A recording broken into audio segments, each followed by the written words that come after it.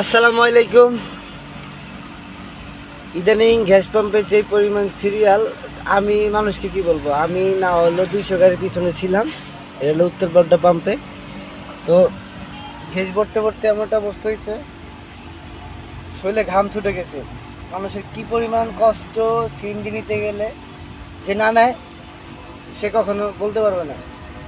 গাড়ি মালিকরা হয় কি ড্রাইভারদের বলে যে গ্যাস ভরে নিয়ে আসো, কারণ একটা ড্রাইভার গ্যাস ভরতে গেলে যে কি পরিমাণ পেন নিতে হয় সেটা গাড়ি মালিক কখনো বুঝে না।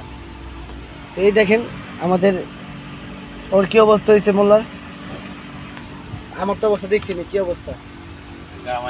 তো মনে কি জানটা নিবু নিবু করতেছে, মানে গ্যাস ভরা আর জেলখানে থাকে সমান কথা বর্তমানে সিচুয়েশন যা বলতেছে। তো সবাই ভালো থাকবেন, ভিডিও ভালো লাগলে অবশ্যই চ্যানেলকে সাবস্ক্রাইব করে দেবেন। আল্লাহ হাফেজ।